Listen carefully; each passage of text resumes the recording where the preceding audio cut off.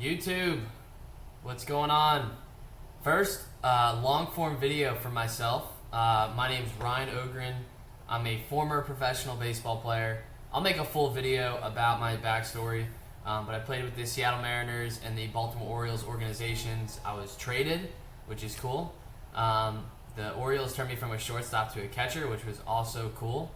And then I actually am on the voluntary retired list. So I quit, I got out, and I got into private equity investing. So I've done 3 deals now. 3 of them, minority stake investments into companies of a bunch of different structures, which is interesting. But most of them, all of them, are marketing agencies. And so what I'm going to do today, and I'll go through more of this specifically in a second, is how I look at deals and the process I go through when I'm actually analyzing their financials. Okay, so there's not like a right answer to this. This is just how I've been going through it, and this is my like SOP, so to speak, my document that I actually go through anytime I have a deal. And so I just have these little reminders up here up top, just to kind of remind me on like a few rules and a few guidelines to follow. So I'll if you guys want this, if you see this, if you even see this video, because I know it's my first one, just comment and I can send this over to you. But these are just examples here. Let me scroll down. So here are the SOPs. So the very first thing, if you have a deal and you want to do the deal, you want to do a private equity investment, you want to do maybe you take a minority stake, or even if you're looking at acquiring the whole company, the very first thing, once you get under an NDA, a non-disclosure agreement, the very first thing that I do, and so this is just me speaking of my experience. I'm not saying I'm an expert at this. This is just what works for me. Okay, so I'm not saying I'm an expert. Take legal advice from your lawyer. Take legal financial advice from your accountant. This is just how I do it. So what I do first, after we're under an NDA and I'm asking for financials, I usually ask for 3 to 5 years of their financials. So when I say financials, it's the QuickBooks, their internal books. So like the balance sheet, income statement, cash flow statement. Those 3 good 3 years of each of them. Awesome. Okay, 5 years even better. I just start with 3 years usually, but 5 years is great just because you get a really big look back. And then also their external. So the external would be their tax returns. A forensic accountant actually taught me this, because if they are lying to the IRS, they're gonna lie to you, right? If they're not scared to lie to the IRS, they are not scared to lie to you. So compare the two. Compare their internal books to their external. See how close they are, because if there's some big differentiators, there's some big things that don't add up, that's a big red flag. Okay, so I do that. 3 is fine. Once again, so balance sheet, income statement, cash flow statement, tax returns. Then also, if you're really serious, get the general ledger, right? Because then you can go through the actual statements, right? You can see literally the inputs and outputs of all these different things. But make sure they're just not keeping 2 different books, right? Like I said, the internal books, the QuickBooks need to match somewhat to what they're telling the IRS. If they lie to the IRS, they will lie to you too. Okay? So then what I do, I actually go into, this is a little bit less financially, this is more so back of napkin math. I calculate their hypothetical math. So their hypothetical max. So they got this from Alex Ramosi. So what I do here for marketing agencies, especially if they are recurring revenue or they do a retainer, what I do is I find the number of new sales that they make per month. Okay? I also find like the number of current clients and the current revenue that they have, and then I find the price point of what they offer those current clients. Okay? And then what I do then is I find the churn rate. Okay? So like how many clients are leaving per month, right? So these are all things that you can figure out on the back of your napkin. And then obviously find the lifetime value per client. Okay, so that's right there. That's like those 5 things you can figure out on the back of your napkin, right? So number of new sales per month. Like I just asked them, hey, how many new sales did you guys make per month? Like, and they're gonna be like, oh, we make like 10. And you say, all right, well, how about last month specifically? And they're gonna be like, oh, we only brought on like 4. You're gonna like, okay. So how about the month before that? And they're like, oh, 7. Okay, you're like, all right, cool. So then what's the price point on those? And they're like, oh, it's like a $5K a month retainer. Cool. And like, what's the actual lifetime of that contract? And they might be like month to month. They might be like 3 to 6 months, whatever. But calculate the lifetime value per client, and then find the churn rate. So what you can do is just calculate to figure out the churn rate. Just take the current revenue, and then you obviously figure out how many people are leaving per month, and that'll give you your churn rate. I don't know, you can just look up the actual formula online. I always have to Google it to remember it. I probably should have just Googled it before this video, but it's pretty simple to do. So then what you do, like you take number of new sales per month at that price point, and then you obviously have to add in the churn as well, but it tells you like what your hypothetical max is actually going to be, right? So if your hypothetical max is more than your current revenue, you're growing. If your hypothetical max is less than your current revenue, you're actually shrinking. And if it's even, you're stagnant. Okay, so that just tells us if we're growing, shrinking, or stagnant. Okay, but then what I go into is I actually understand how the business makes money. Okay, so what are they actually selling? Like, where does most of their revenue come from? I made a mistake in my first deal that I thought they were selling digital marketing services, but it turns out they were just selling like print promotional items. And they wanted to sell more website design, but they didn't. So most of their actual revenue was coming from print promotional items and not actually website design services. I should have known this. I should have seen this in due diligence. I didn't. Okay, so like I said, I don't have all the answers, but this is a huge thing. Do you understand how they make money? Like how they actually collect money from their clients and what they're collecting for? What pain point does that solve? Okay, then what I do is I actually go into industry research. So these are the tools I use. ChatGPT is awesome for this. Just go in, type in, I'm sure I could put a prompt together for you guys, but go in and just type in like industry marketing agency expected growth for, the next 10 years. This is going to be huge just because it shows you we want to be in the tailwinds. We want to be like in a marketplace that's growing, right? So we don't want to be in a space where it's actually shrinking because that just makes it harder for us. Okay, IBIS World also does this. Dun & Bradstreet First Research are good tools as well to go through this. Okay, but we really want to see that it's tailwind behind us. We want to see a high CAGR, CAGR. Okay, so that's what we're looking for. Okay, that's good. Then what we do is we create tables for a look back. Okay, so Excel sheet or Google sheet, or Excel doc to Google sheet. Take all the financials from the past 5 years and input them side by side in Excel. So all the line items on the left down, the years going across the top, and just fill it in. So it's like a master spreadsheet, but you have all the data side by side. So you have every listed out line item on the left side and the years across the top. And what I also do is I put a percentage of revenue next to each line item for like easy comparison, right? So that just helps me quickly identify where the leaky bucket is, what you see with like percentage of revenue. Then do percentage of change calculations year over year. So like what was their growth, year over year between each for the revenue, for the sales, for the profit, and then do this for the P&L, the balance sheet, and the cash flow. Most people stop at the income statement, the P&L, but I actually like doing this on the balance sheet and the cash flow statement because it shows me like the change, right? So I can actually see the adjustments, right? So write down all your questions, like everything, or circle anything, or highlight anything that doesn't really make sense. Like, why did this expense go up by 100K? Why did this get dropped by 50K? And ask all those different questions. And then also ask like, what are the assumptions made in this number? Are there any estimates to these numbers? What are the bias and assumptions estimates led to? What are these implications?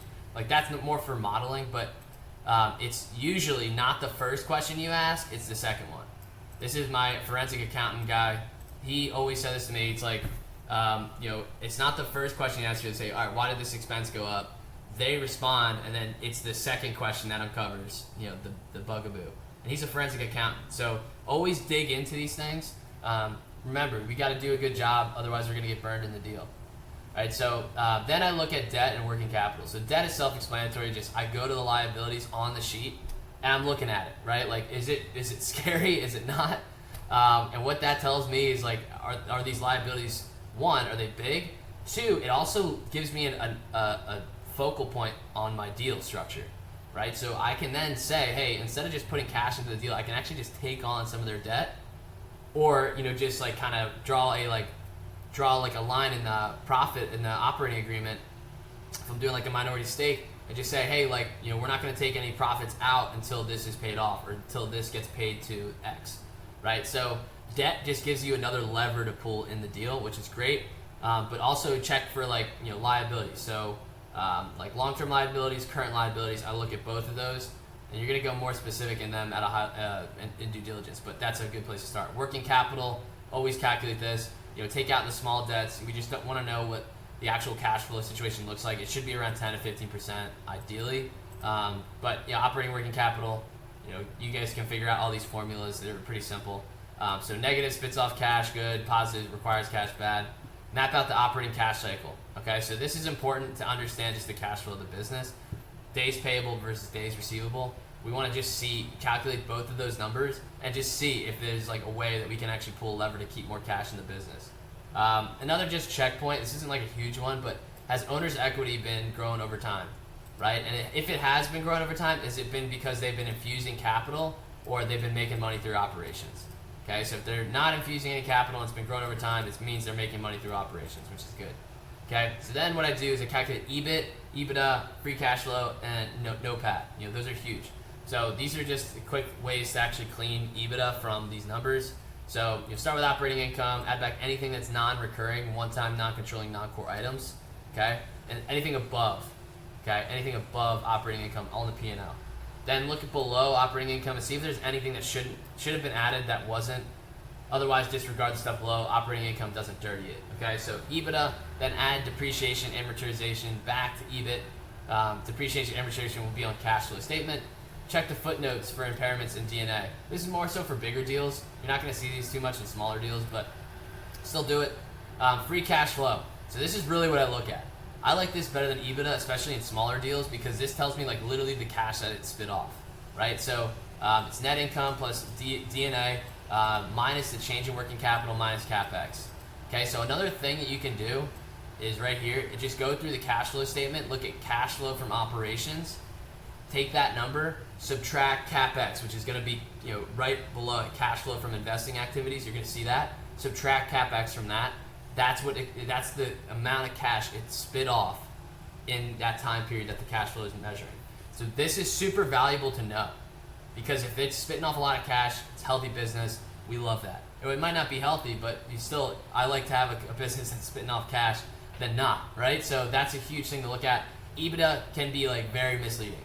So I really just look at this. This is like one of the first numbers I actually calculate. And then a NOPAT, like this is a good one too. EBIT, effective tax rate. This is more so to like get ROIC. So you kind of calculate this one to get to this. But this is like for every dollar invested into the business, the return was blah. The smaller the business, the more this does not matter. The bigger the business, this becomes a little bit more prevalent. But yeah, some of these things, I don't think you really need to do. I would just focus on doing this one, doing EBITDA, and then this one. Okay, so then back to hypothetical max. I should have actually mentioned this in the beginning. So the trailing 12 months is what we're going to compare it to. So this will tell you a lot about how everything goes. So first, figure out hypothetical max. So lifetime gross profit to CAC ratio. That's a good one. So how many customers at the beginning of the month of those same people? How many of them are still there at the end of the month? Okay, that is like. Here's an example. 100 customers at the beginning of the month. 90 of those are still there, not including new customers. So 100 minus 90 equals 10 left. 10 divided by 100, which is what were there at the very beginning of the month, that equals 0.1 or 10% churn.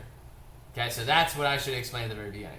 So then we take 1 divided by 0.1, so 10 units of time equals aka 10 months. Okay, so this tells us like kind of the timeline, the lifetime value of the lifetime time of a client, okay? So then we take clients churn per month, divide that by number of current clients, that equals churn percentage, so we just did that up here. Price per month divided by churn rate equals LTV of client, okay? So the price per month divided by the churn rate equals LTV of client. Hypothetical max equals LTV of the client times the number of new sales per month. Okay, so remember all those numbers I had to get at the very beginning. I should have put this here. My bad. Okay, it's my first YouTube video. Hang on. So then what we do, like I said before, hypothetical max. If it's greater than the actual revenue of the business, that means the business is growing. If it's less than the actual revenue of the business, it means it's shrinking. If it's equal, it means it's stagnant, right? And then I calculate lifetime gross profit, right? So gross margin times LTV of client. This is lifetime gross profit. Then we analyze the customer acquisition, right? So we want to move towards 2 times CAC plus COGS, okay? It has to be less than 30-day cash, right? So this means this is like infinite universe money. Like we can print as much as we can because we make a ton of money on the acquisition of a customer, right? If we do not, then this is going to be really hard. This is also really hard to achieve, and you don't really see this too much. But then also we want lifetime gross profit divided by CAC is greater than 3. So all these metrics, I know we're getting kind of heady now. These are just things to look at.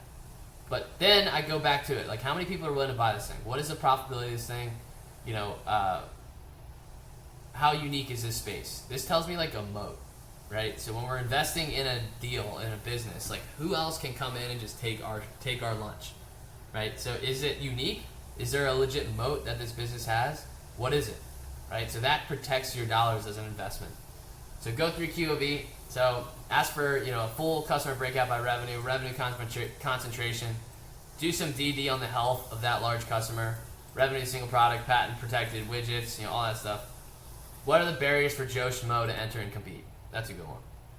Where do the customers come from? Marketing channel. What's driving them? Word of mouth. Who's word of mouth? That's what Andrew Kelly said.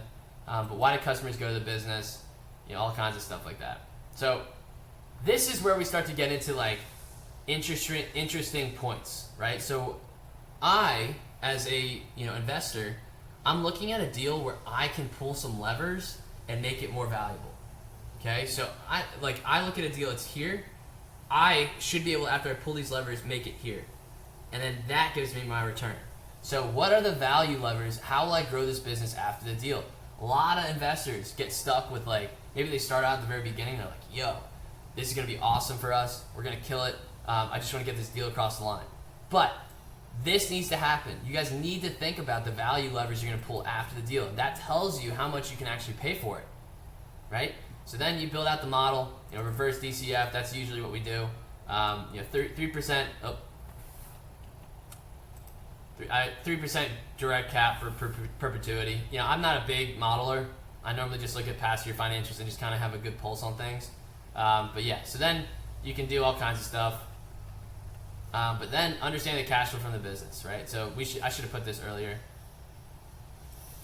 Now we're getting a little heady. Hopefully you guys are still with me. But understand the cash flow of the business. So there's 3 parts of the cash flow statement: cash used from or in operating activities, cash from or used in investing activities, and then cash flow from you or used in financing activities. So I look at operating activities and then I look at investing activities, and I'm just trying to calculate free cash flow usually here. So then cash flow reconciliation. You can actually build this out with 2 balance sheets. I wouldn't do that. It just takes you a lot of time. So calculate free cash flow. Then the key ratios: gross profit margin, net profit margin, return on assets, return on equity, ROIC, all kinds of things like that. That's good to know. Also look at leverage. Also look at liquidity, efficiency, all that fun stuff. But then I just create 2 to 3 deal structures, put things together, try and reduce as much risk as I can, as possible, and then get back into the fray and pitch something. But yeah, so that's pretty much all it is, man. This is not as clean as I should have made it, but I want to just get this first YouTube up talking about stuff, just so you guys can get a better feel for who I am as a person. But yeah, I think it's my goal at this YouTube channel, and I'll make another video on this, is to build out a network, right? So I'm not going to charge a course, I'm not going to build anything like that. I would want to do more deals like this for a long time, and the best way to do it is have a network. And the best way to build a network is actually doing like organic strategy, like Alex Ramosi did. So I'm going to be doing that, and I'll just be a little bit more consistent. But yeah, hope you guys enjoyed the first video. We'll talk soon.